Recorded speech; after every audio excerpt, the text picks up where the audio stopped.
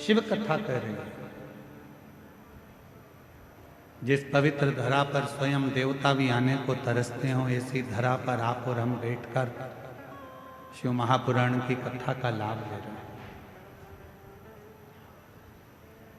और ये कथा कोई साधारण नहीं है। आप अपनी बुद्धि में, अपने चित्त से ये निकाल देना कि आप कथा सुनने के लिए गए। आप अपने विवेक से ये निकाल देना कि हम शिव महापुराण की कथा सुनने के लिए देवघर गए।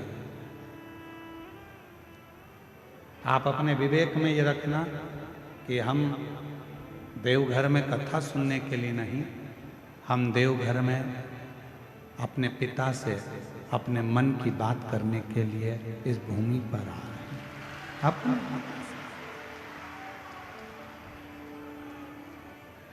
अपने बाप से, अपने पिता से जो बात करना है, हमें यहाँ बैठकर 7 दिवसीय शिव महापुराण की कथा में अपने जीवन को सार्थक बनाने का प्रयास करना।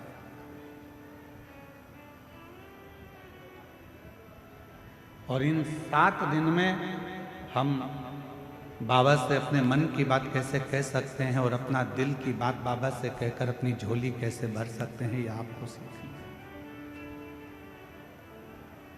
पड़ोसी शोर मचाएगा, पड़ोसन कुछ बोलेगी, पीछे खड़ा हुआ व्यक्ति कुछ बोलेगा, उस समय पर उसके पांव पड़कर कहना मुझे कथा सुन लेने दो। बहुत दूर से आई हूँ बाबा के धाम में कथा सुनने के लिए। 3 घंटे की कथा में से आधा घंटा आशीष जी ले लेते हैं, 2.5 घंटा मिलता है। उस 2.5 घंटे में मुझे मेरे बाबा से बहुत कुछ कहना है और मेरे बाबा की बहुत कुछ सुनना है, जिससे 3 महीने के अंदर मेरा बाबा मेरा दुख काट देगा और फिर मेरा मन आनंद, ये कहना है।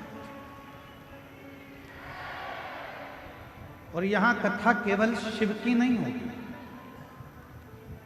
यहाँ कथा केवल भगवान शंकर की नहीं होगी, यहाँ कथा माता सती की भी, शिव की भी और माँ गंगा की भी, तीनों का क्रम इस कथा में चला।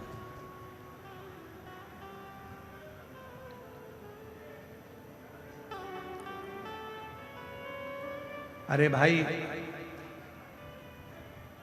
देवघर भूमि तो वो भूमि है जहां पर वर्णन किया जाता है कि देवघर में बाबा बाबा सब कहे पर माई कहे ना कोई। जो एक बार माई कहे देवघर में वही होई।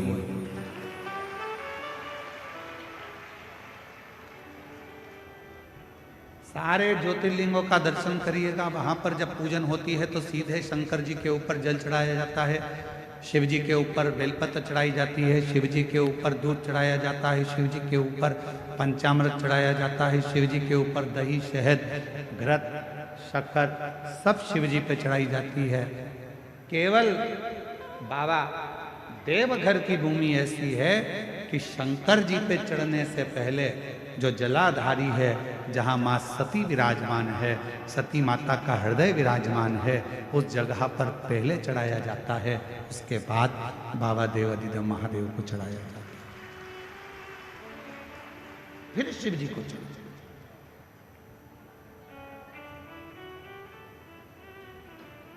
फिर भगवान शंकर विराजमान। शिव कथा कर रही है। जन्म लेना एक मनुष्य का कब सार्थक है, जब वो भगवान शंकर के विरल भक्ति में डूबे।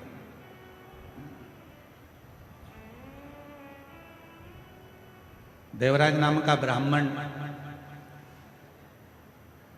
ब्राह्मण के घर में जन्म जरूर ले लिया, पर ब्राह्मण कर्म से दूर रह गए।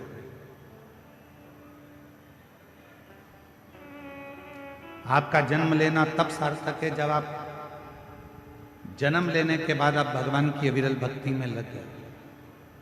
शिव महापुराण की कथा कभी नहीं कहती कि आप अपना घर छोड़ दो, परिवार छोड़ दो, नाते छोड़ दो, रिश्ते छोड़ दो, या अपना काम धंधा छोड़ दो, या अपना व्यापार छोड़ दो। शिव महापुराण की कथा तो हमेशा एक बात कहती है कि अपना कर्म करते रहो, काम करो, व्यापार करो, व्यवसाय करो, नौकरी करो, धंधा करो, बिजनेस करो, सब कुछ करो, अपने परिवार में रहो, कुटुंब में रहो, पर साथ में जितना समय मिल जाए उसमें से थोड़ा सा समय निकालकर भगवान देव अधिदेव महादेव की अविरल भक्ति करते रहो। एक लोटा जल बाबा को चढ़ाते, शिव की अविरल भक्ति को धारण करते।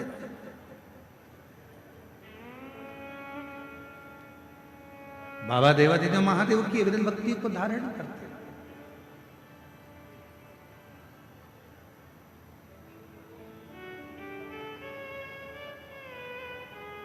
कोई तुमसे कह भी दे कि अपना घर छोड़कर मंदिर में जाकर बैठ जाओ तो बिल्कुल मत बैठना, कह देना सियोर वाले बाबा ने मना करा, हम तो नहीं बैठते। कोई तुमसे कहे कि पूरा घर छोड़कर गंगा जी के घाट पर जाकर बैठ जाओ, बिल्कुल मत बैठना, कह देना महाराज ने मना करा, हम तो नहीं जा सकते।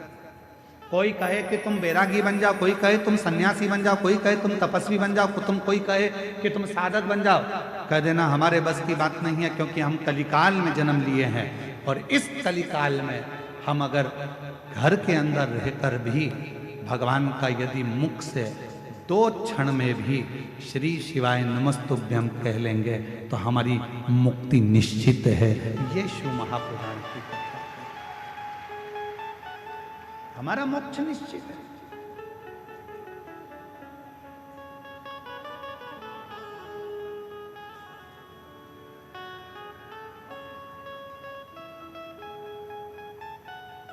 एक सोशल मीडिया पर, यूट्यूब पर, सोशल मीडिया पर, मोबाइल पर ज्ञान देना सरल है, पर उस ज्ञान को अपने अंदर उतारना बड़ा कठिन है।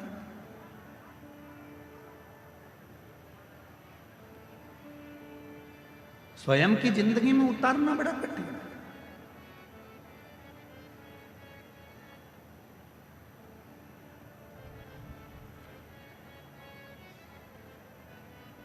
कई लोग कहते हैं शांति रखो, शांति रखो, शांति रखो, पर अपने अंदर ही शांति नहीं आ पाती।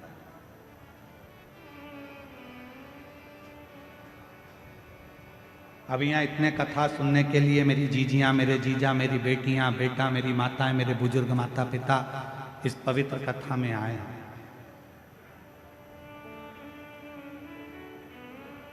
10 तारीख से आप सब ने अपनी अपनी जगह संभाल ली। बोलो सही है कि गलत है? 10 तारीख से जगह संभाली है और 14 तारीख से कथा चालू हो रही है। और हमको सूचना मिली कि कल 13 तारीख को रात्रि को 11 बजे ये पूरे पंडाल फुल हो चुके थे और लोग रोडों पर बैठना प्रारंभ कर दिए थे।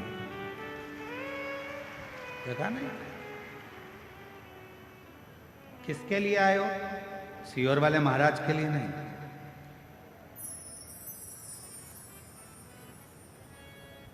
आप किसी व्यक्ति और विशेष के लिए नहीं आए।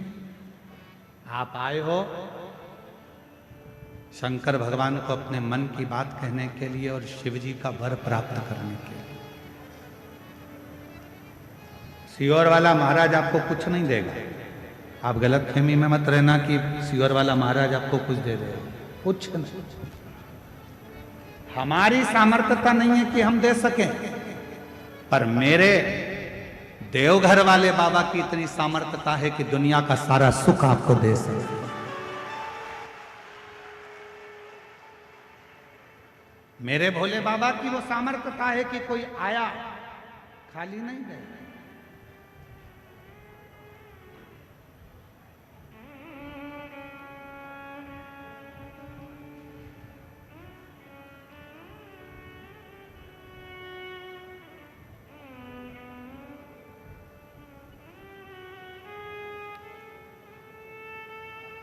मैं सांसद महोदय जी से एक बात कहूँगा, डॉक्टर निशिकांत जी दुबे जी से।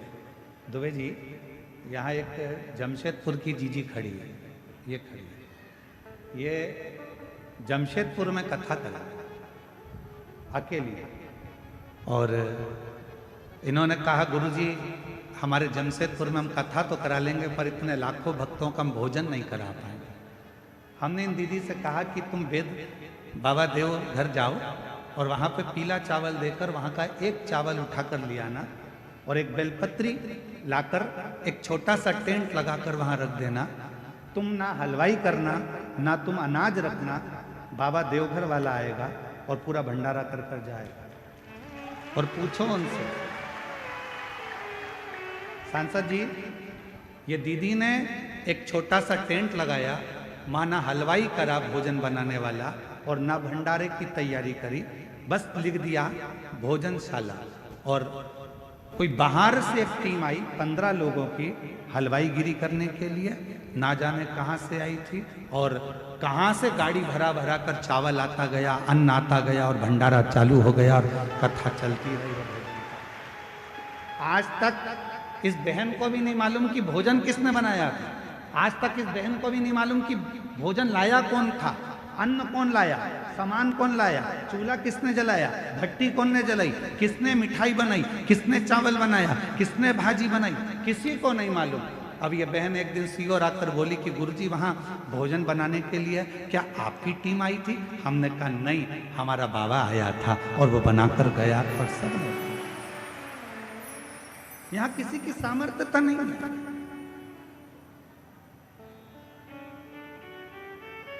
करता वही है, आप और हम तो केवल एक निमित्त मात्र हैं।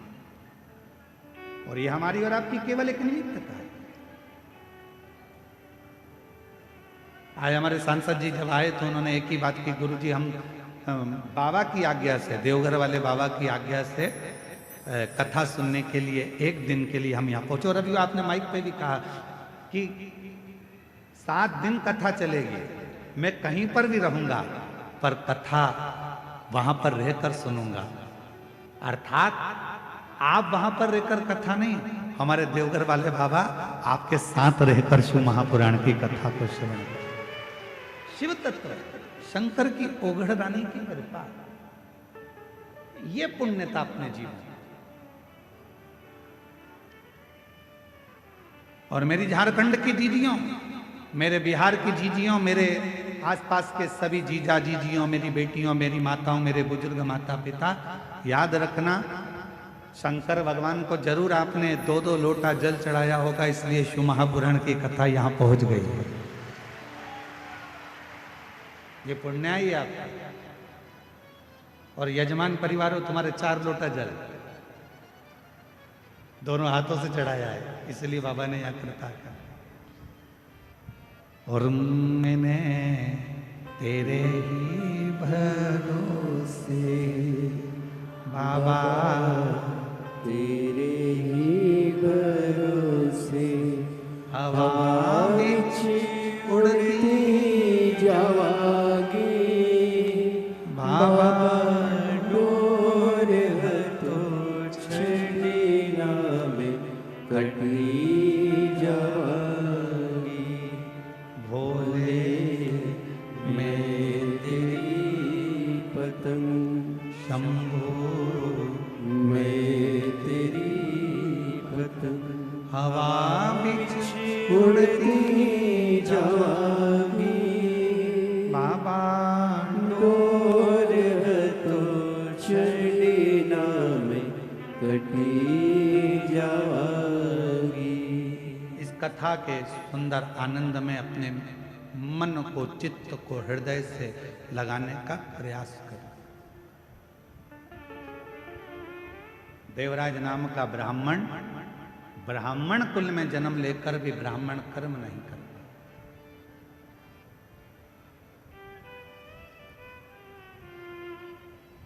मानव का देह मिल जाए और मानव का देह प्राप्त कर भी यदि हम अच्छा कर्म ना कर पाए तो हमारा जीवन बेकार।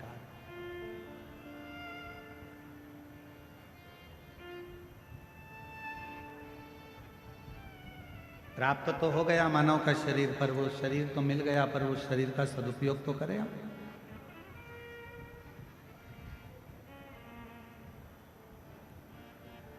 कोई 5 दिन के लिए, कोई 7 दिन के लिए, कोई 3 दिन के लिए, कोई 2 दिन के लिए, कोई 4 दिन के लिए इस कथा के पंडाल में आया। केवल कथा के पंडाल में ना रहकर देवघर बाबा के दर्शन भी करो, कथा भी सुनो, प्रणाम भी करो, नमन भी करो, और उससे विनय भी करो। सेवा करने का मौका मिल जाए तो सेवा भी करो।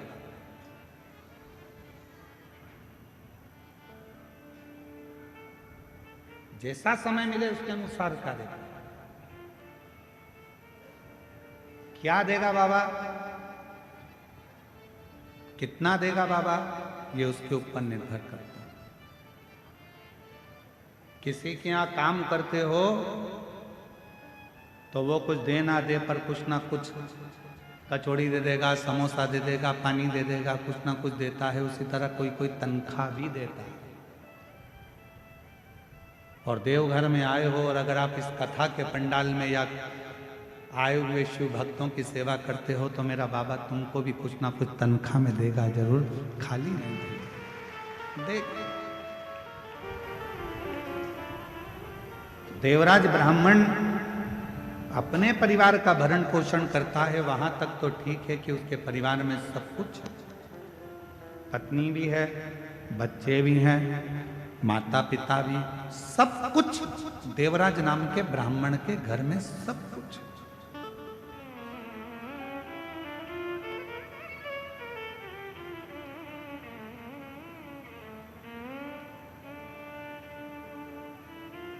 पर कोई संगति,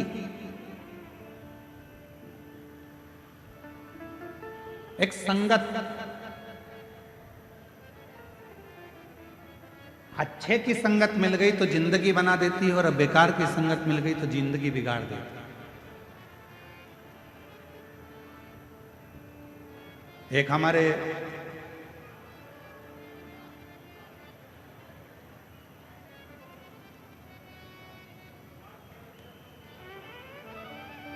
भगवान शिव की एक परम रसमय आनंदमय एक चरित्र आता है।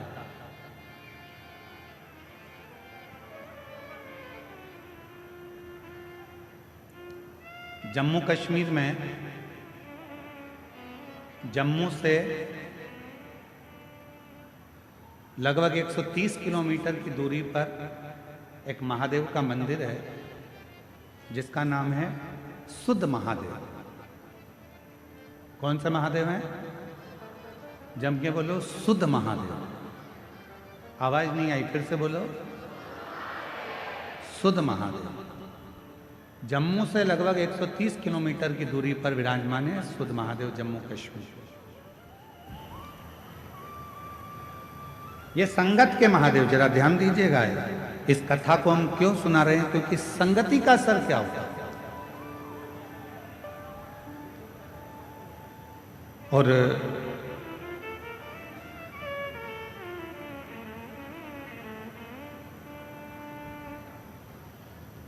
जिस जगह पर यह सुध महादेव विराजमान है, इसी भूमि पर मां पार्वती जी भगवान शंकर को पति बनाने के लिए बाल्यावस्था में तप करते थे।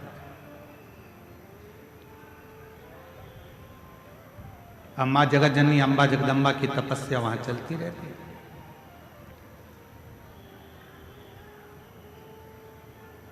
वहां पर एक सुधात नाम का असुर था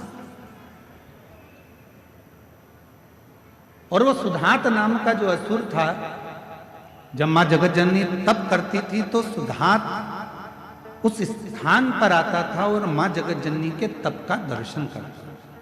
वो शिव को नहीं जानता, वो भगवान शंकर का स्मरण नहीं करता, वो ना शिव को जानता था, ना शंकर का भजन करता था, ना शंकर का स्मरण करता था, ना शंकर का मंत्र जाप करता था, ना शंकर जी का गुणगान करता था। वो सुधात असुर केवल जहां पर पार्वती जी बैठकर तप करती थी उस भूमि पर आकर पार्वती जी को देखता।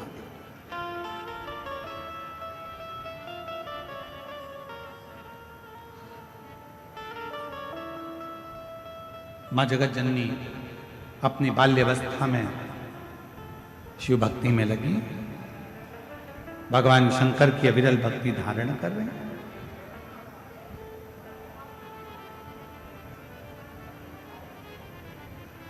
अविरल भक्ति में मां जगत जननी खोई। अब सुधात ने एक बार विचार करा, सुधात असुर ने विचार करा कि ये है कौन? तब स्मरण करके उसने पता करा कि यह हिमालय राज की बेटी पार्वती है और बालू मिट्टी का शिवलिंग बनाकर, बालू का शिवलिंग बनाकर, मिट्टी का शिवलिंग बनाकर शंकर जी की आराधना कर, शिव की आराधना, भगवान शंकर की अविरल भक्ति को धारण कर।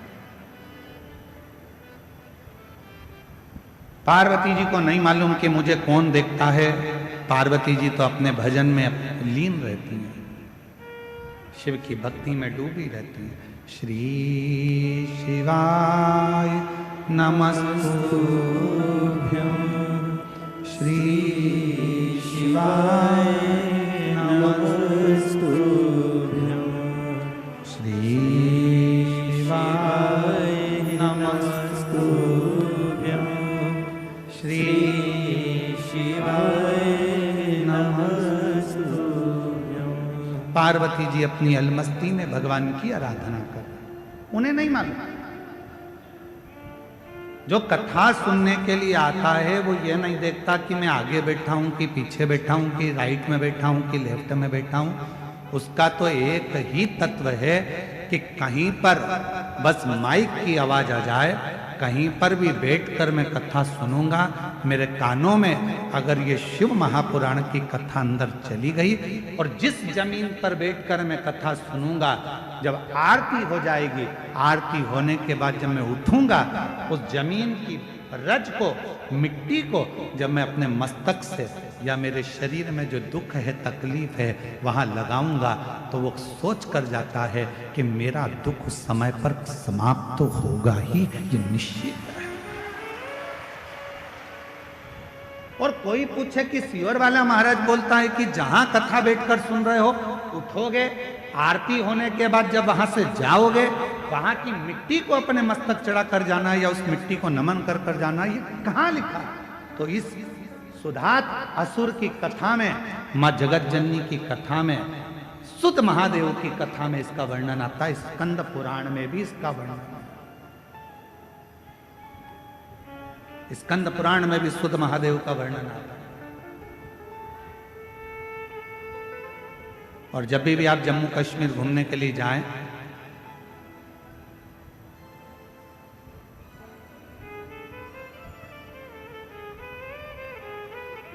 तो सुध महादेव का दर्शन करने जरूर जाएं। जम्मू से 130 किलोमीटर की दूरी, सुध महादेव।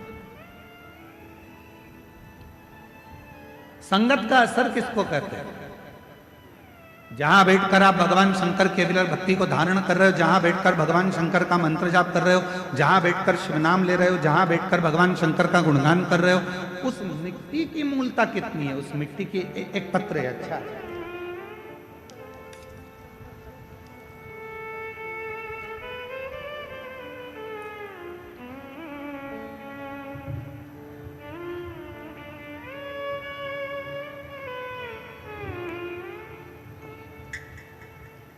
मैं करुणा सिंह, पति संतोष कुमार सिंह, मेरा घर कल्याणपुर रोड, मंगेर का निवासी।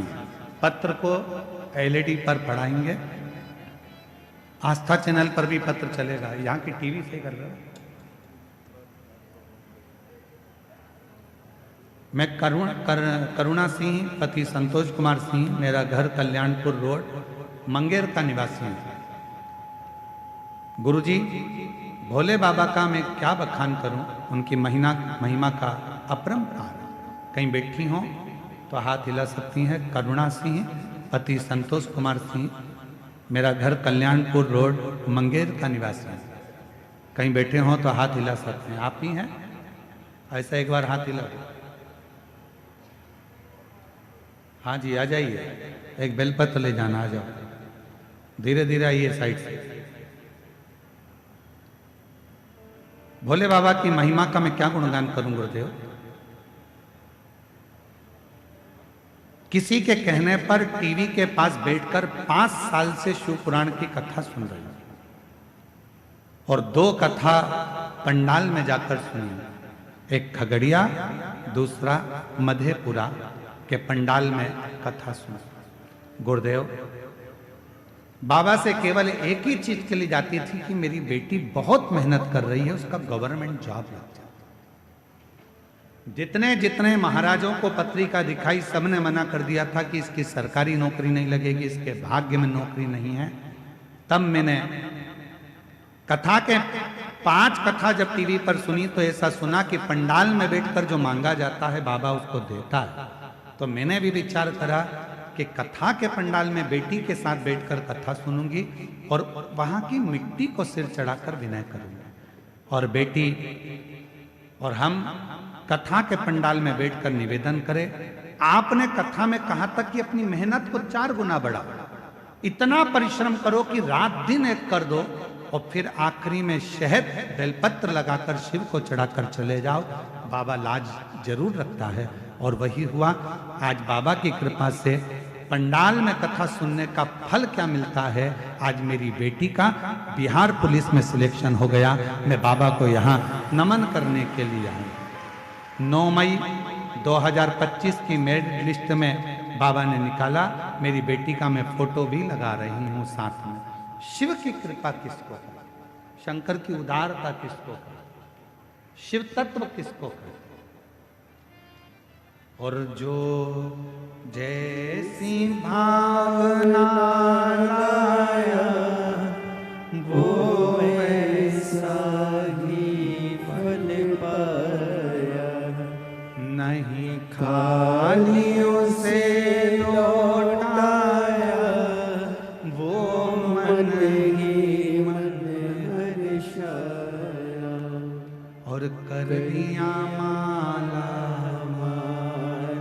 काशी वाले ने लुटा दिया भंडार, काशी वाले ने। आप जिस भावना से जो इच्छा रख कर है, शुद्ध महादेव की कथा कर रहे, सत्संग, अच्छी संगति, बुरी संगति का असर कैसे होता है, संगत का असर कैसे होता है, ये महादेव की कथा बताई। पार्वती जी बैठकर भगवान शिव की आराधना करती हैं, साधना करती हैं, और मां पार्वती जी जब भगवान देवाधिदेव महादेव की आराधना साधना कर कर उठ जाती हैं। आज सुधात असुर ने विचार करा, जरा जहां ये लड़की बैठकर, ये कन्या बैठकर आराधना करती है, वहां की मिट्टी को जरा मैं थोड़ा सा लगा कर देखता हूं। उस मिट्टी को लगा कर कितना फल है मिट्टी का, जरा ध्यान दीजिएगा। जरा जहां बैठकर आप कथा सुन रहे हो, 7 दिन शिव महापुराण की कथा जहां चल रही है, उस भूमि का, उस मिट्टी का कितना प्रभाव, कितना कितना फल है उसमें, जरा विचार। सुधात असुर जहां पार्वती जी बैठकर भगवान शिव की आराधना कर रही थी, वहीं पर उस मां पार्वती जी के उठने के बाद वहां की मिट्टी को सुधात असुर ने अपने तन पर लगाया, अपने तन पर। और जैसे ही सुधात असुर ने अपने तन पर लगाया, उसको कुछ परिवर्तन सा लगा।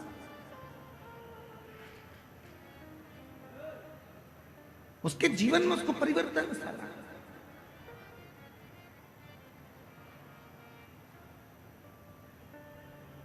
क्या मिलेगा, कैसे मिलेगा, क्या प्राप्त होगा, कब प्राप्त होगा और कैसे प्राप्त होगा, ये शिव जानता है। सुधात असुर ने नियम बना लिया कि अब ये कन्या जब तप कर कर उठेगी, साधना कर कर उठेगी, ये कन्या जब भगवान शंकर का पार्थिव पूजन कर कर उठेगी, तो वहां की मिट्टी को मैं जहां बैठूंगा वहां रखूंगा, जहां सोऊंगा वहां रखूंगा। और उस मिट्टी का संग उसके जीवन में होने लगा, उस मिट्टी का।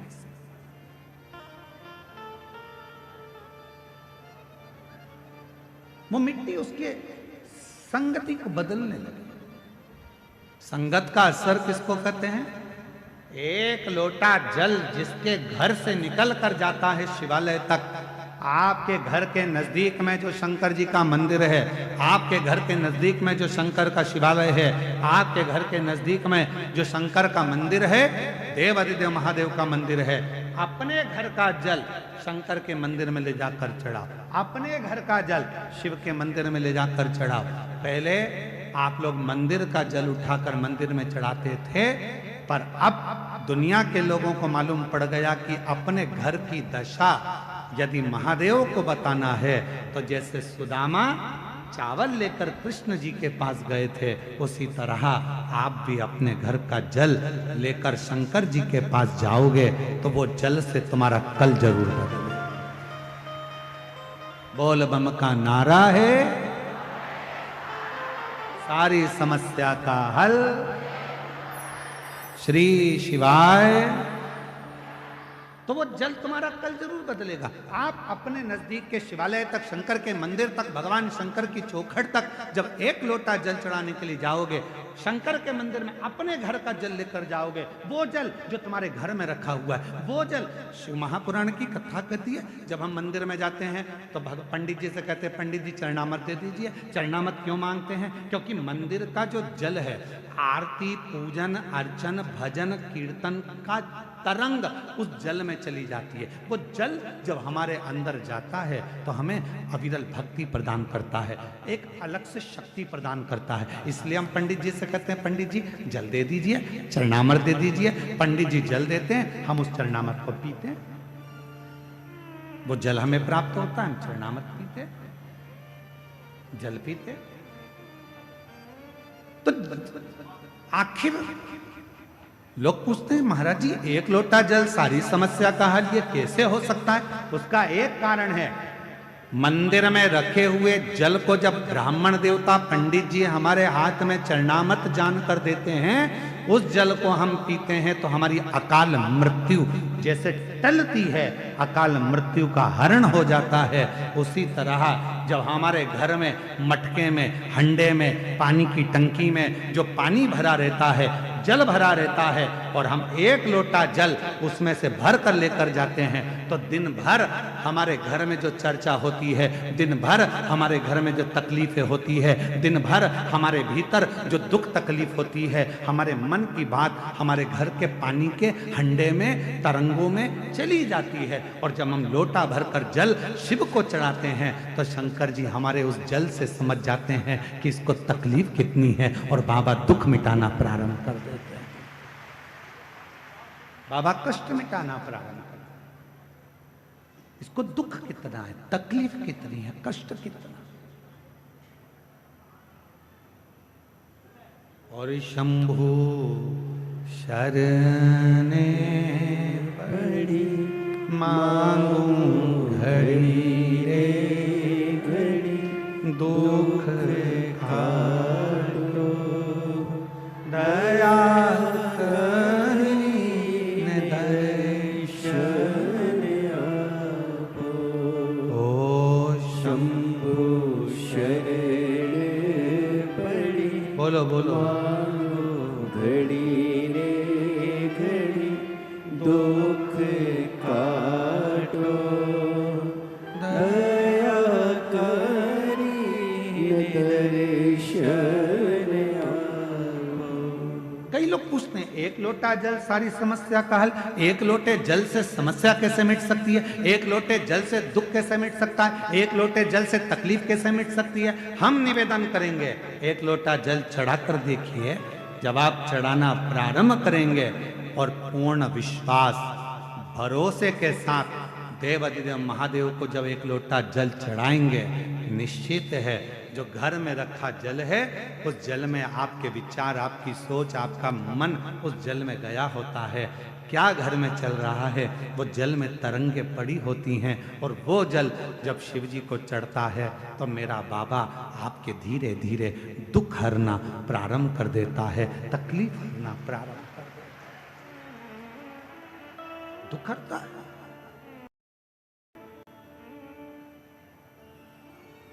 कष्ट हरता है।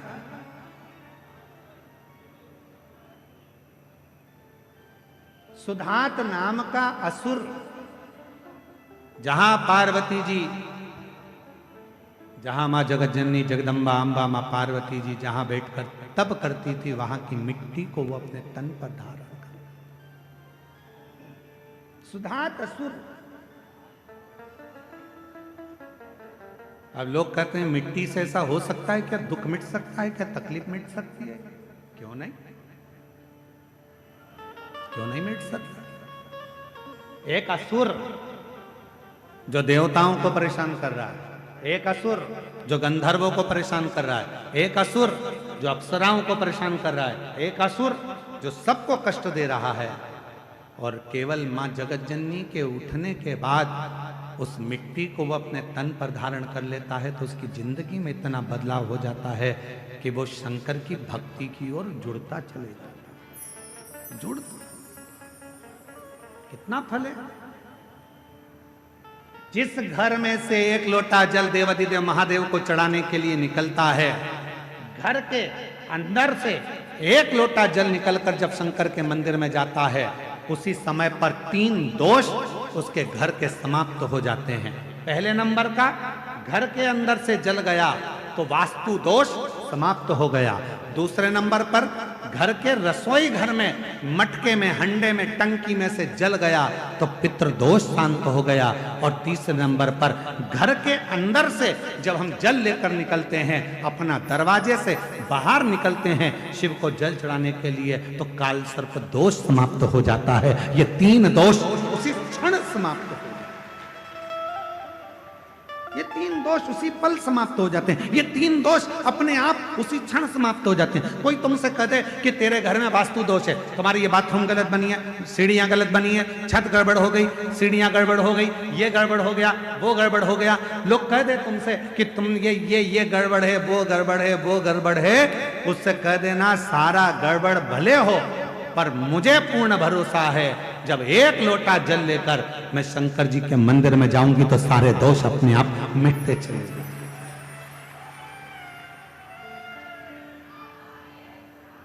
ये सारे दुख मेरे समाप्त होंगे, तकलीफें समाप्त होगी, कष्ट मिटेगा।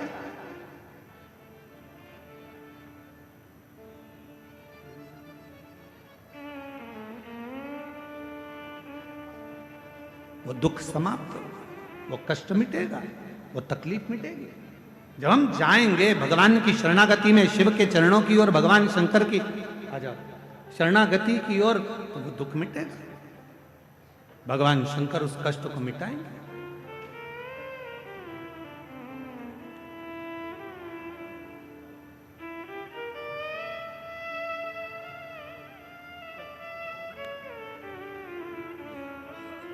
बधाई और बाबा की कृपा दृष्टि है। अब ठीक है बाबा, सब साथ में।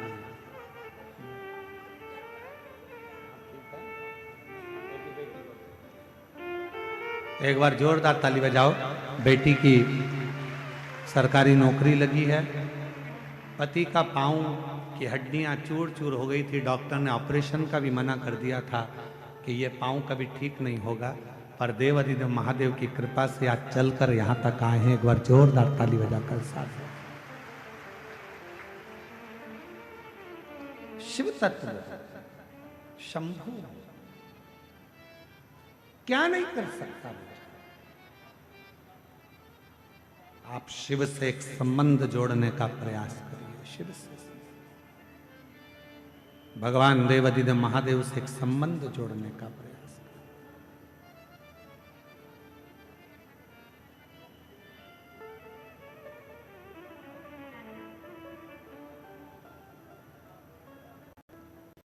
मांगा है भोलेनाथ से वरदान,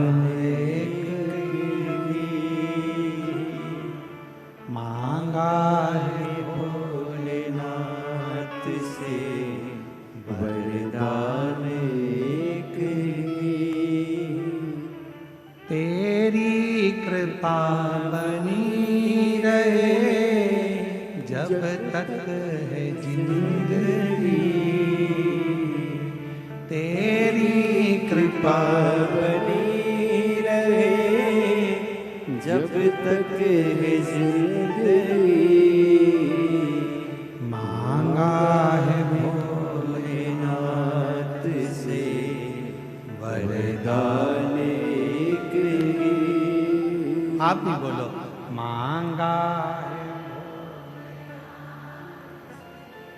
वरदान।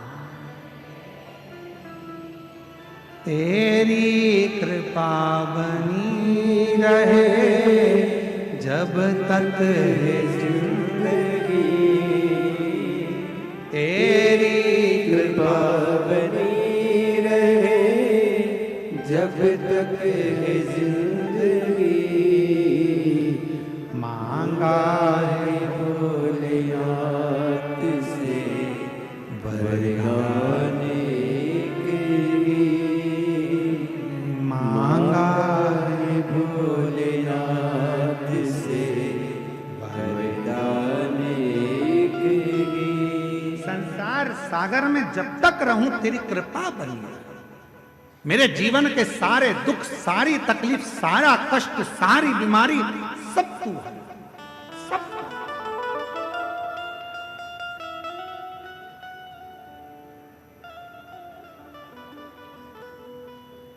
एक व्यक्ति ने कल एक प्रश्न करा, हमारे जजमानों में एक जजमान आए हुए हैं, हम अभी उनका नाम नहीं जानते। तो हम जैसे ही शाम को नीचे आए, पत्रकारों की वार्ता थी, तो उस समय पर उन्होंने प्रश्न किया, क्यों गुरुजी कलयुग में भी क्या शंकर भगवान आते हैं? तो हमने उनसे कहा वो गए नहीं तो आने का काम क्या? जो ऑलरेडी है तो उसको आना नहीं पड़ता।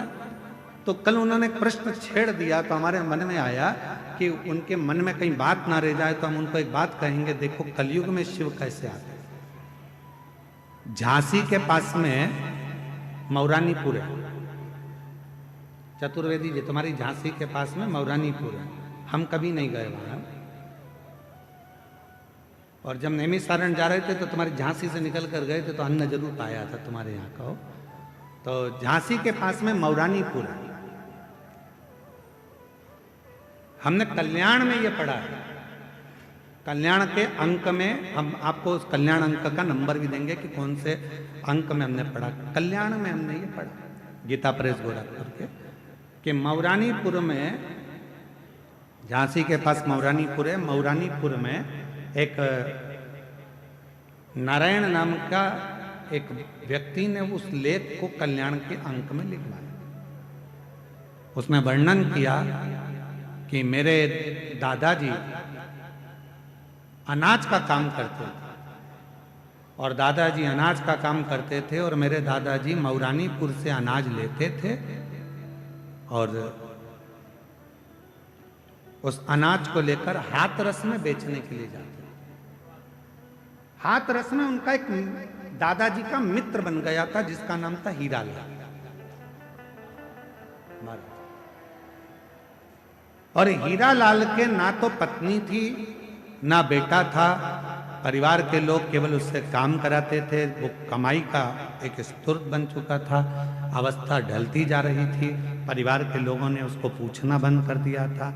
एक दिन नारायण के दादाजी जब अनाज बेचने के लिए मौरानीपुर से हाथरस गए तो हीरालाल से मिले, तो हीरालाल का चेहरा उतरा हुआ था। तो कहा, सेठ जी आपका चेहरा उतरा हुआ है?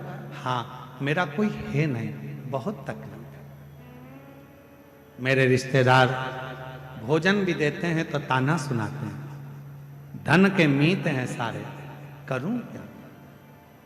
हीरालाल जी से नारायण के दादाजी ने कहा कि आप मेरे साथ चलो, मौरानीपुर में रहना, मेरे बेटा बहू अच्छे हैं, मुझे भी भोजन देते हैं तो तुम्हें भी भोजन देंगे। हीरालाल व्यापारी के कहने पर, नारायण के दादाजी के कहने पर मौरानीपुर आ गए। ये कलयुग की कथा है, इसी कलयुग की कथा, बहुत पुरानी नहीं, बहुत नई कथा।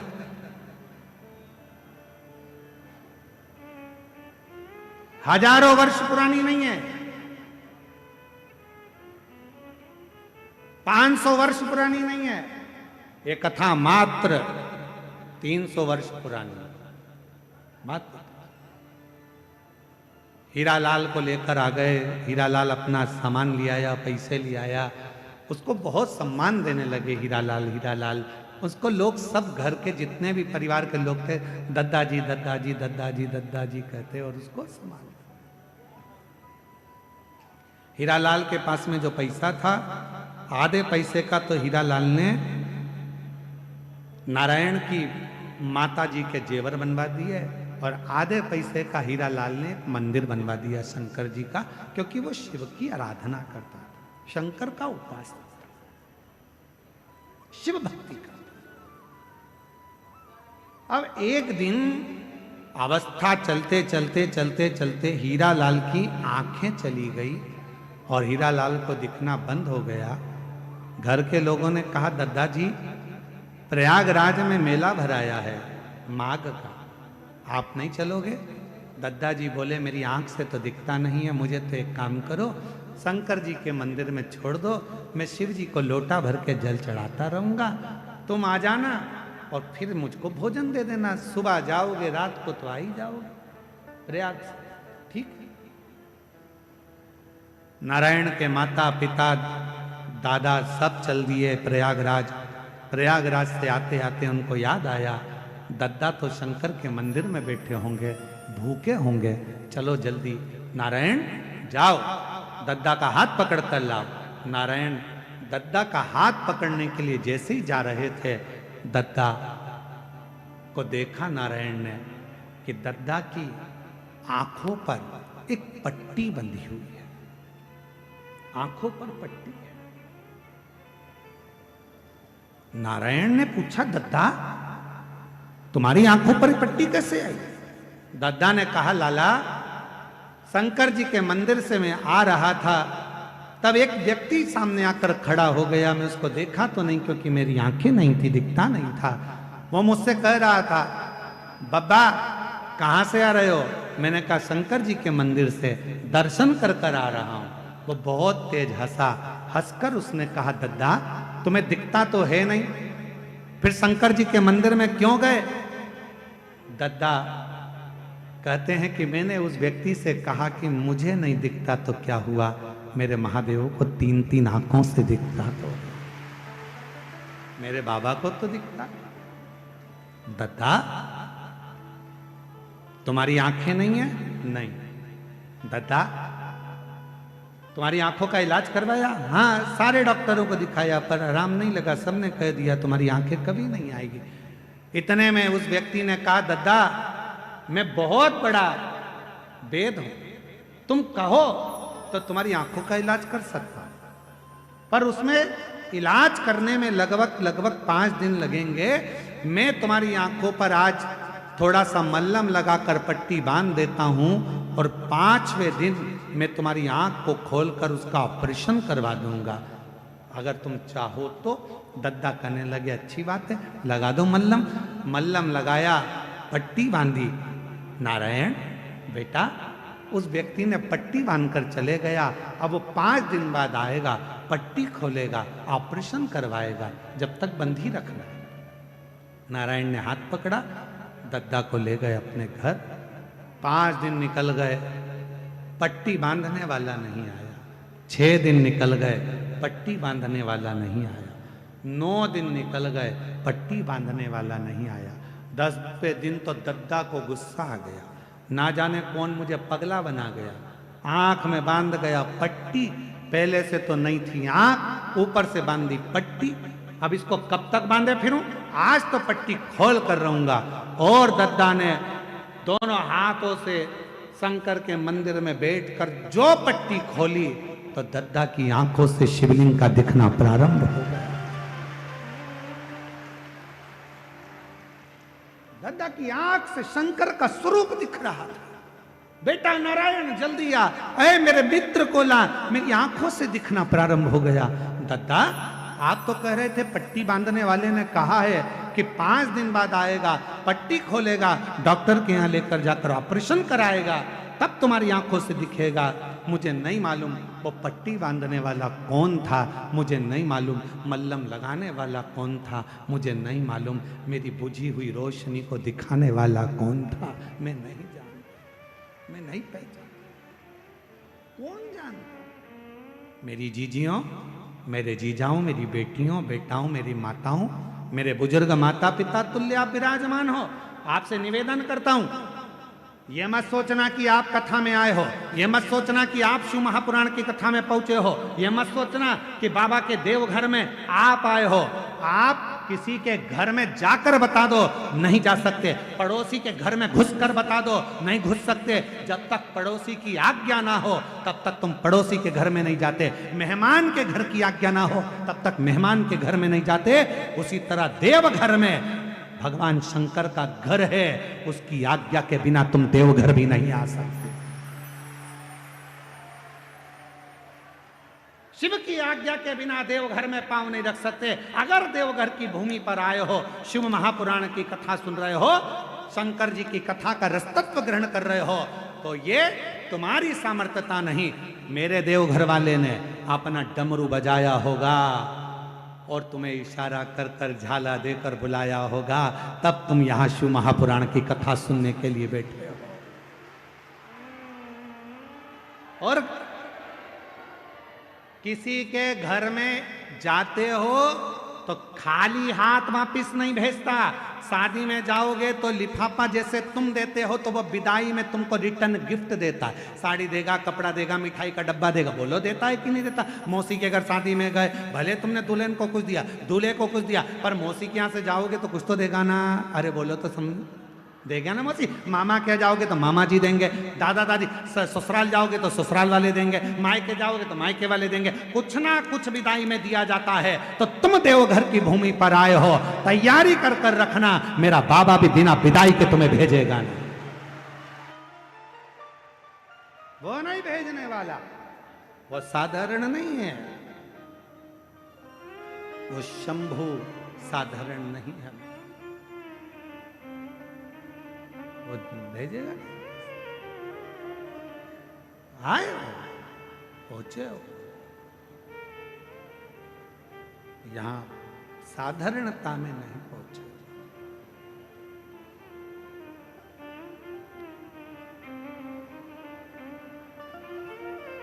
वो जब देता है, देवता देते हैं पल्ला झाड़ कर और महादेव देते हैं छप्पा। इसलिए तेरे डमरू की धुन सुन के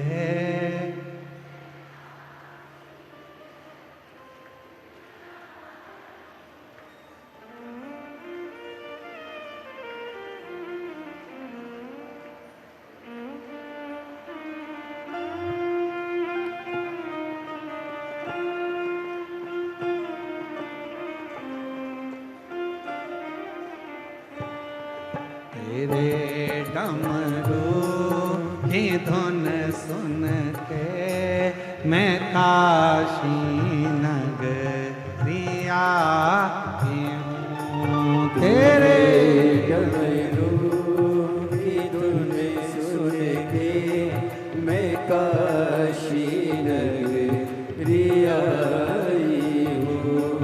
तेरे डमरू की धुन सुन के मैं काशी नगरिया हूँ। तेरे डमरू की धुन सब गाइए, मैं काशी नगरिया हूँ।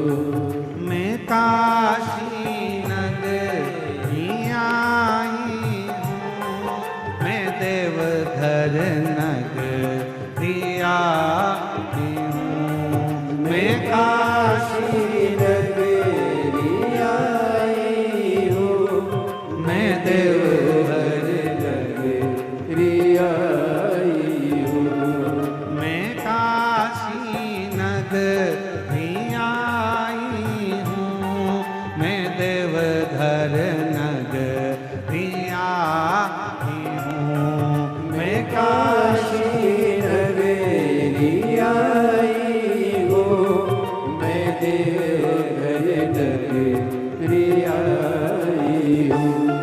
मेरे भोले ओ बम भोले, मैं काशी नगरिया हूँ। मेरे भोले ओ बम भोले, मैं काशी नगरिया हूँ। मेरे भोले ओ बम भोले, मैं देवघर नगरिया हूँ। मेरे भोले ओ बम भोले, मैं देवघर नगरिया हूँ। शंभो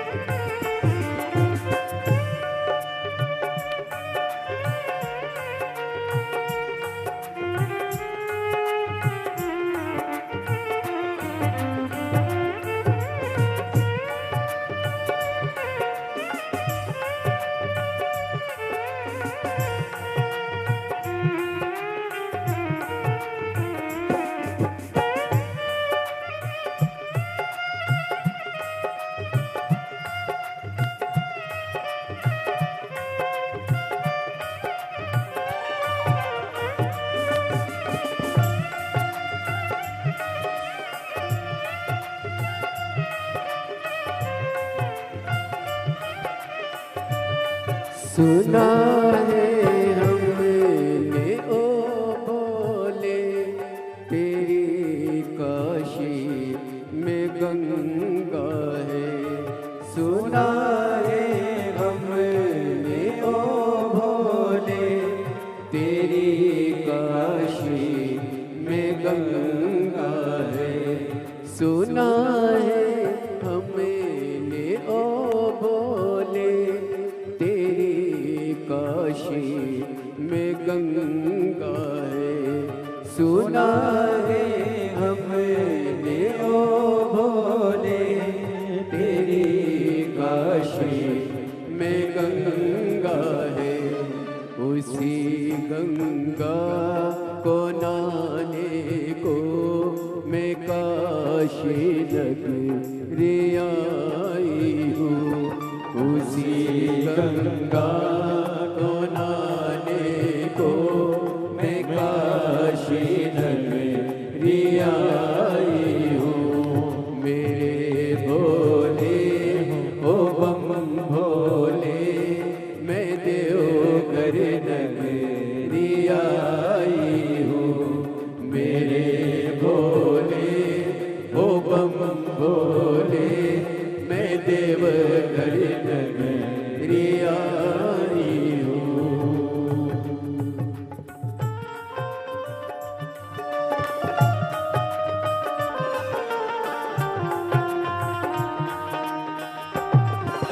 शंभो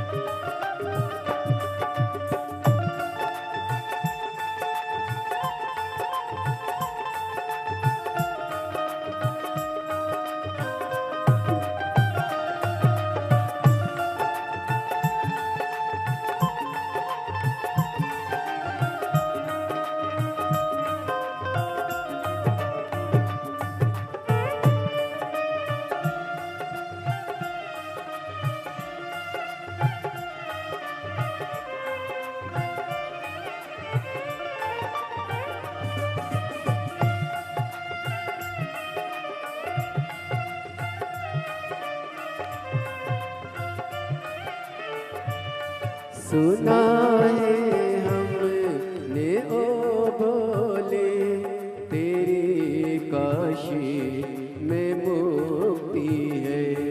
सुना है हमने ओ भोले तेरी काशी में मुक्ति है।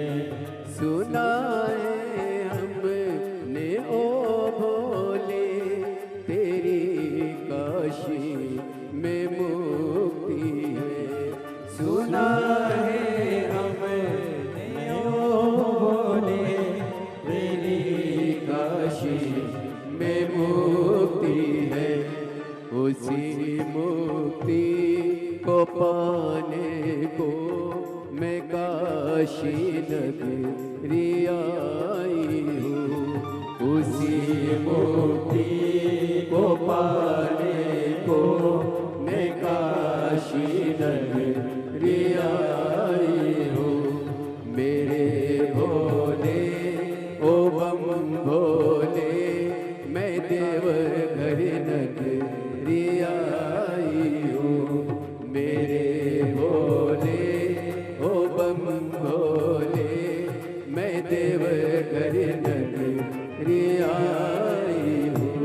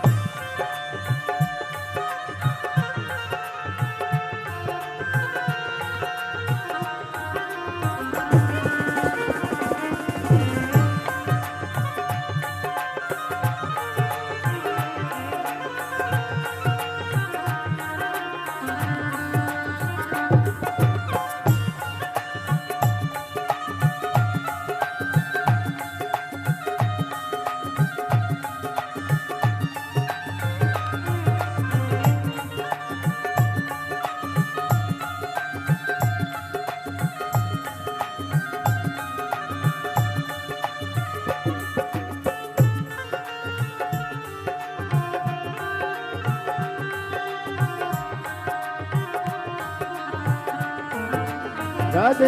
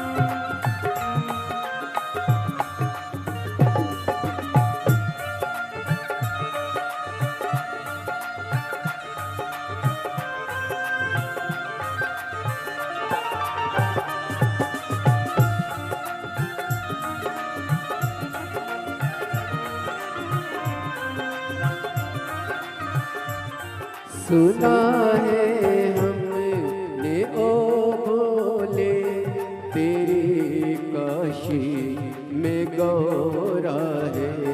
सुना है हमने ओ भोले तेरी काशी में गौरा है। सुना है हमने ओ भोले तेरी काशी में गौरा है। सुना है हमने ओ भोले तेरी काशी में गौरा है। उसी गौरा को पाने को मैं काशी नगरी आई हूँ।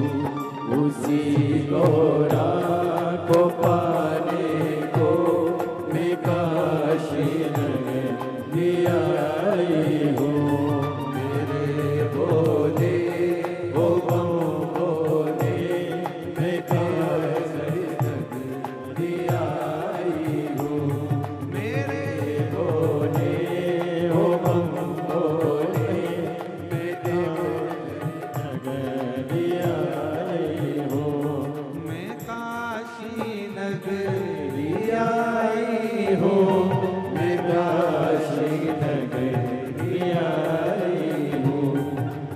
काशी नगरी आए हो, मैं काशी नगरी आई हो।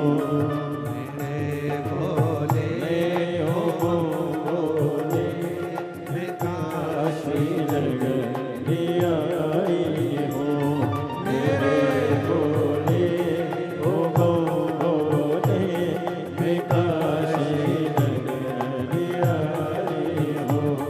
मैं काशी नगरी आई हो। मैं काशी नगरी आई हो। महादेव है। अपने स्थान पर बैठकर बाबा देव अधिदेव महादेव से प्रार्थना करिए, विनय करिए, निवेदन करिए। जिस प्रार्थना को करने के लिए संपूर्ण देश विदेश से शिव भक्त बाबा की इस पवित्र कथा में पहुंचते हैं, बाबा से विनय करते हैं, निवेदन करते हैं, प्रार्थना करते हैं। आप भी बाबा को अपने मन का भाव कहिए, दिल से प्रार्थना करिए, विनय करिए, निवेदन करिए, विनती करिए। जहाँ जगह मिले वहाँ बैठकर भाव से बाबा को अपने मन की बात करिए, हृदय से प्रार्थना करिए। सभी को साथ में बोलना है। जिस समय पर स्तुति करने के बाद जब मौन हो, बोला सब दुख काटो महारा, उसके बाद जब मौन हो तब कुछ क्षण के लिए बाबा से अपने मन का भाव अवश्य करें। साथ में बोलिएगा। बाबा के धाम में बैठे हो, बड़ी मुश्किल से ये शिव महापुराण की कथा आप सभी को मिली है। पवित्र अवसर है, बाबा का धाम है, शिव महापुराण की कथा है। हृदय से बाबा को प्रार्थना करो, विनय करो।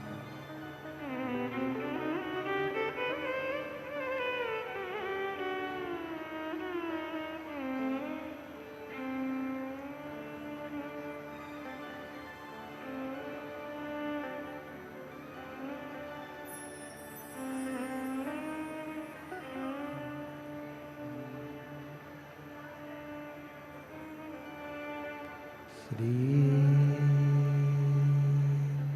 शिवाय नमस्तु। श्री शिवाय नमस्तु। श्री शिवाय नमस्तु। श्री शिवाय नमस्तु। श्री शिवाय नमस्तु। बोला सब दुख काटो हार, ओ भोला सब दुख काटो मारा। शिव शंकर जपूं तेरी माला, भोले बाबा जपूं तेरी माला। भोला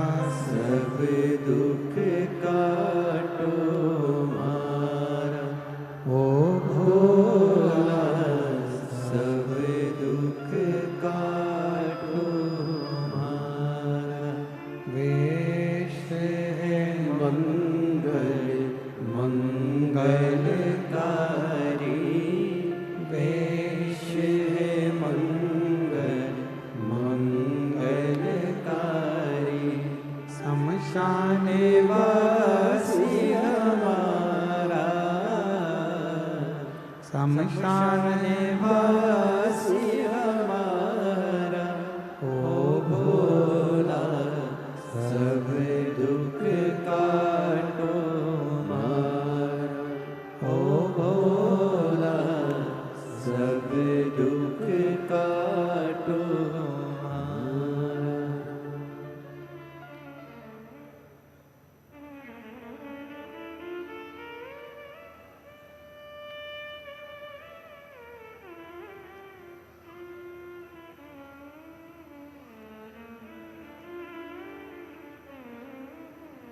बाबा देवाधिदेव महादेव भगवान शिव, ओगड़दानी त्रिकालदर्शी कैलाशी अविनाशी भगवान शंकर की पवित्र कथा कर रहे हैं, शिव महापुराण की कथा कर रहे हैं। सुधात नाम का असुर माँ जगत जननी पार्वती जी के तप करने के बाद वहां की मिट्टी को अपने तन पर धारण करता है।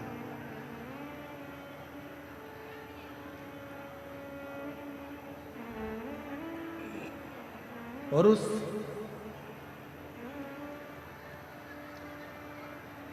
मिट्टी का बल कितना है जरा विचार करिएगा कि उस मिट्टी से असुर के विचार भी शुद्ध हो जाते, एक असुर की बुद्धि भी सुधर जाती है।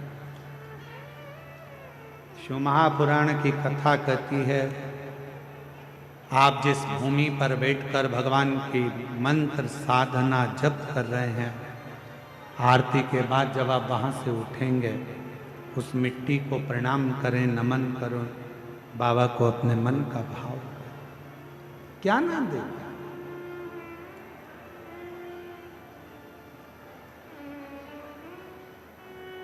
सुधात असुर छुपकर मां पार्वती जी के उस तप साधना का दर्शन करता,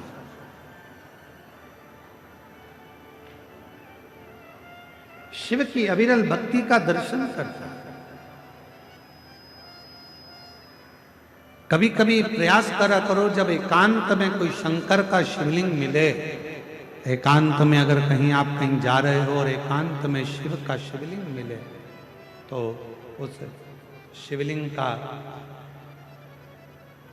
एकांत में जो शंकर का शिवलिंग मिलता है, उसके सम्मुख में बैठकर आप कुछ साधना करा, 2 मिनट बैठकर श्री शिवाय नमस्तुभ्यम।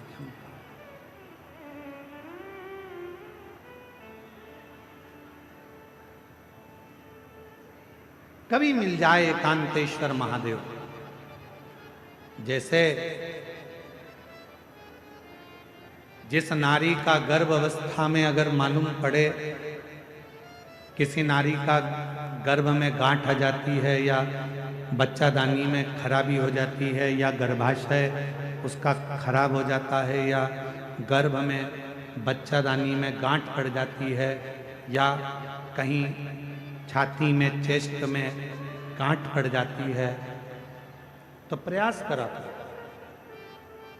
कोई एकांत में शिवलिंग हो, अपने घर से 2 लोटा जल भरकर ले गए।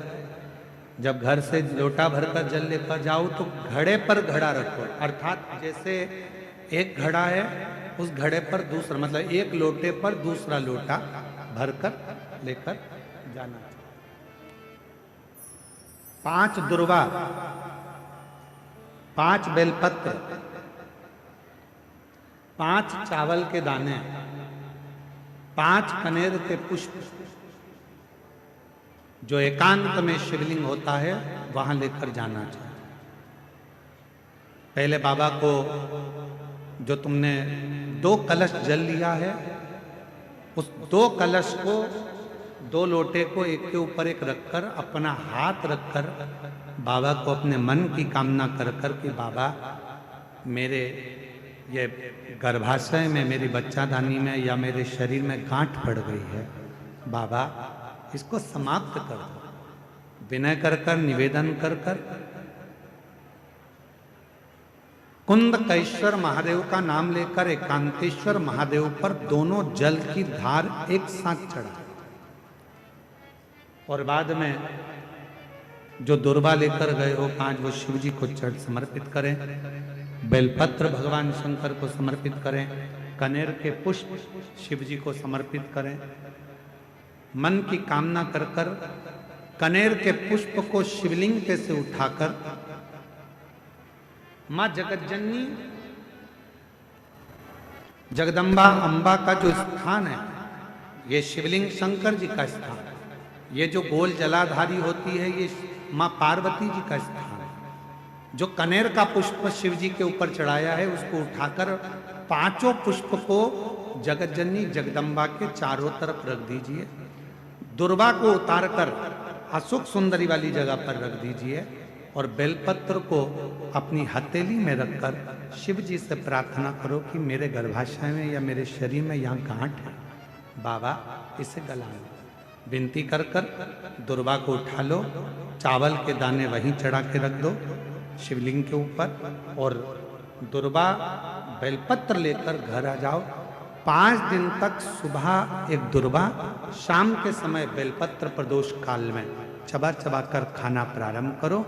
5 दिन के बाद 15 दिन इंतजार कर कर वापिस जांच कराओ, धीरे धीरे गठान गलना प्रारंभ हो जाए। गांठ गलेगी, डॉक्टर का इलाज साथ में चलने दो, जांचें चलने दो, जो इलाज चल रहा है उसको चलने दो। पर अगर कहीं किसी नारी को गर्भाशय में, बच्चादानी में अगर कोई खराबी हो जाती है या गर्भाशय में हो जाती है या कहीं गांठ पड़ जाती है तो वो शिव की आराधना करे। साधना शिव शिव। एक पत्र है, अच्छा है, देखिए।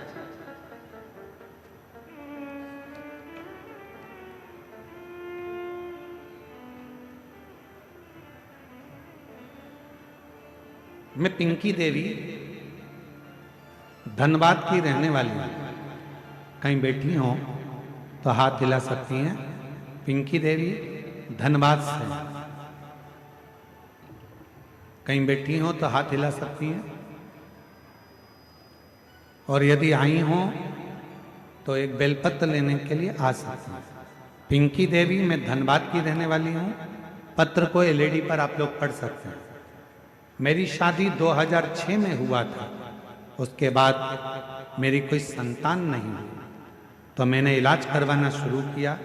सभी डॉक्टरों का इलाज करवाया पर कोई फल नजर नहीं आया। आखिरी में टेस्ट पे भी करवाया तो भी संतान का सुख नहीं आया। किसी ने कहा कि मेरा गर्भाशय बेकार है, कोई कहता है कि संतान नहीं होगी। तब एक बहन जी ने कहा कि तू सफेद आंकड़े की जड़ का प्रयोग कर और सफेद आंकड़े की जड़ को बांधना प्रारंभ किया। आंकड़े की जड़ जैसे आपने बताया वैसे मैंने अपने पति के साथ मंदिर में जाकर तुमरुका जी का, महादेव का नाम लेकर बांधा। 2023 में रुद्राक्ष वितरण में सीहोर गई, पंडाल में बैठकर कथा सुनी। पंडाल की मिट्टी को अपने गर्भ पर लगा लेती। बाबा कई साल हो गए, 19 साल से संतान का सुख नहीं है, बाबा औलाद दीजिए। पंडाल की मिट्टी को गर्भ पर लगाती, कंकर शंकर का पूजन करती, झोली फैलाकर बाबा से वर मांगती, बाबा को विनय करती। आज मैं बाबा को धन्यवाद देने के लिए आई हूं कि बाबा की कृपा से 19 साल के बाद 13 मई 2025 को मेरे यहाँ संतान की प्राप्ति हुई। 19 वर्ष। एक पत्र और अच्छा है, वो भी हम पढ़ते हैं।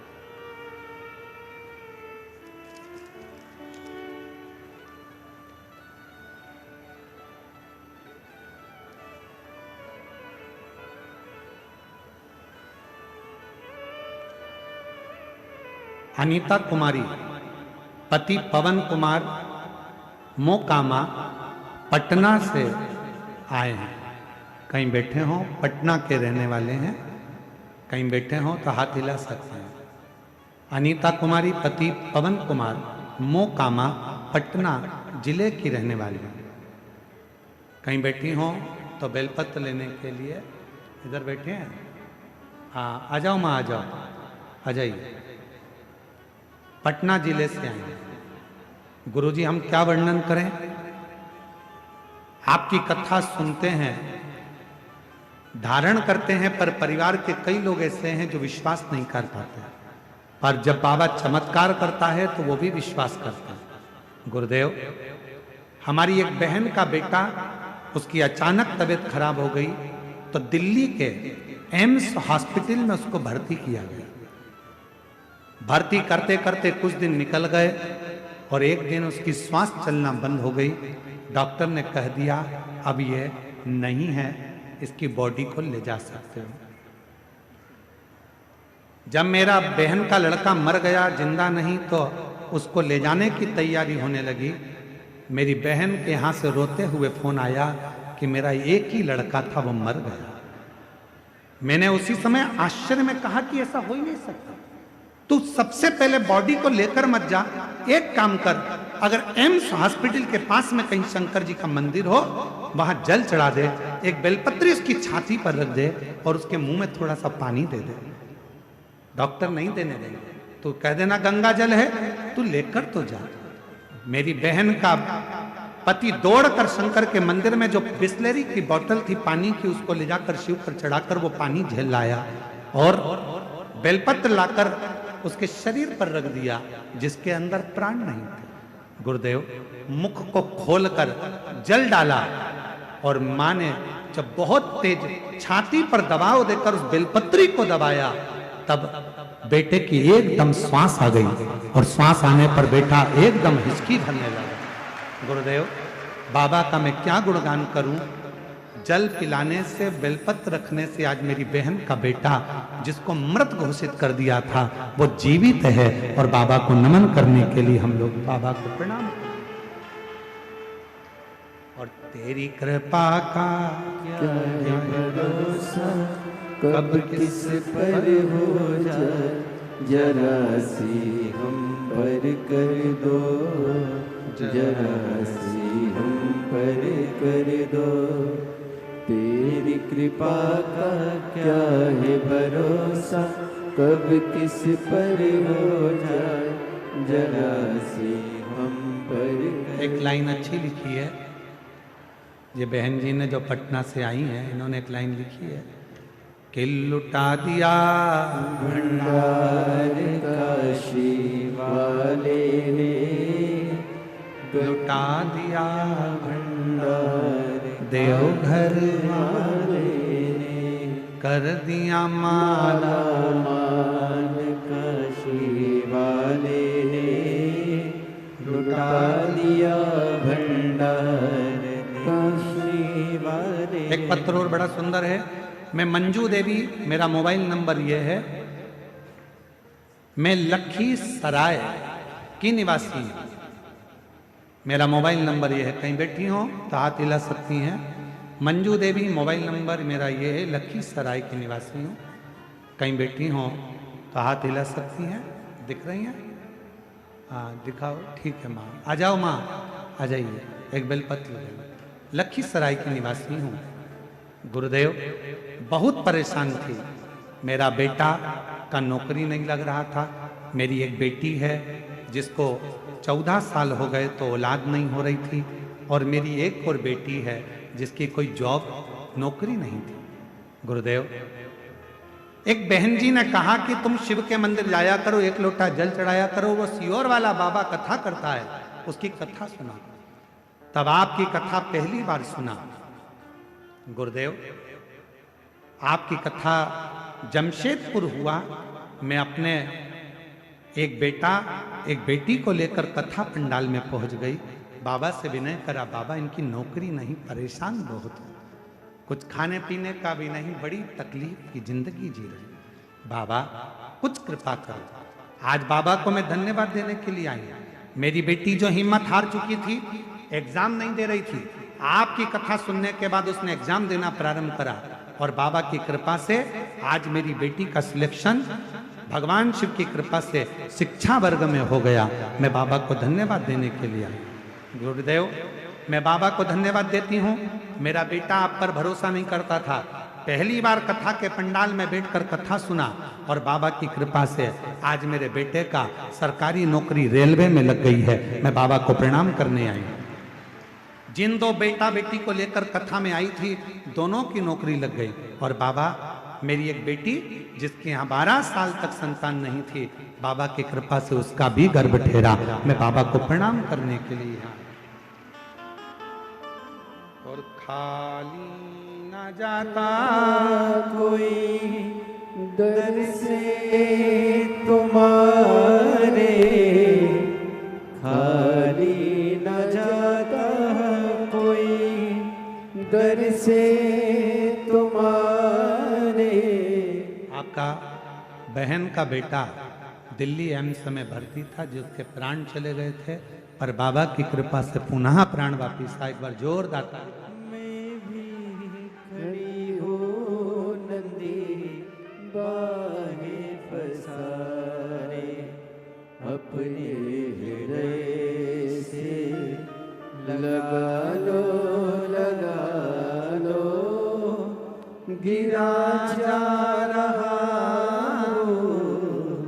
उठा लो, भोले अपने दर से अब तो न टालो, गिरी जा रही हो, उठा लो। शिव पर भरोसा कर,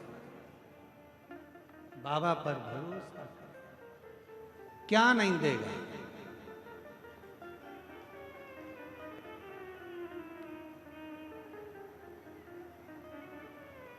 कोई जल्दी बनता है, कोई लेट बनता है। शिव को जल चढ़ाने वाला एक दिन सेठ जरूर बनता है। एक लूटा जल, सारी समस्या का हल।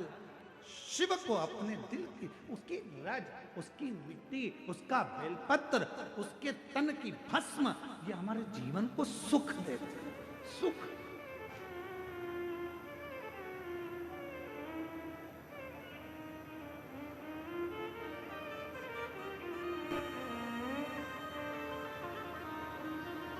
कितना सुंदर देवघर है, जरा इसका हम वर्णन करें आपके भाव। समिति इस कथा को करा रही है और इस कथा का भंडारा 13 तारीख से प्रारंभ हुआ, कल से। भक्त आ गए थे 10 तारीख से। 10 तारीख से पंडाल में लोग बैठना चालू कर दिए थे। तो हमारे पास में फोन पहुंचा, हम कथा कर रहे थे छत्तीसगढ़ में, कहे गुरुजी लोग आ गए हैं और अभी तक अपना भंडारा प्रारंभ नहीं हुआ है, कैसे होगा। हमने कहा चिंता मत करो, जिसके घर में लोग आए हैं वो स्वयं खिलाएगा, टेंशन मत करो। शाम की 6 बजी थी और शाम के 6 बजे कोई गांव नगर पड़ता है, कोई शहर एक और जिला कोई पड़ता है, इसी देवघर के पास में कोई एक स्मरण में नहीं आ रहा, हम जब आ रहे थे तो वहाँ पड़ा था, कोई बूढ़ा ढोरा करके ऐसा कोई मुन्ना, ऐसा कोई जिला पड़ता है।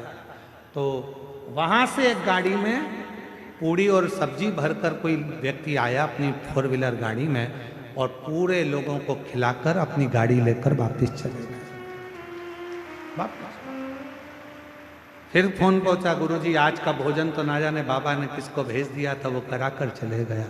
हमने कहा कल 11 तारीख है, उसकी भी चिंता मत करो, सब उसका है। 11 तारीख हुई, सवेरे कोई आया, दाल चावल बनाकर लेकर आया, सब्जी और बैंगन का भरता, भक्तों को खिलाकर चले गए। शाम को फिर आया, ऐसे 9, 10, 11, 12 तारीख तक लगातार। ना जाने मेरा बाबा वैद्यनाथ किस रूप में आता था, लोगों को भोजन कराकर चला जाता था। उसको पहचान, उसको पहचान। उसके दरवाजे पर जाओ, देवघर दर्शन करने के लिए, मेरे वैद्यनाथ जी का दर्शन करने के लिए उसके मंदिर में जाओ, झोली पसार कर कुछ मांगो कि धन देना, दौलत देना, संपदा देना, बच्चे देना, ये देना, वो देना, ये सब मत मांगना। अगर देवघर में आए हो, अपने बाप के घर में आए हो और वैद्यनाथ जी के घर में आए हो, तो उससे कहना बाबा मैया के साथ हमारे घर हमारे दुखड़े मिटाने साथ चल, तू रहेगा तो दुख कभी आएगा ही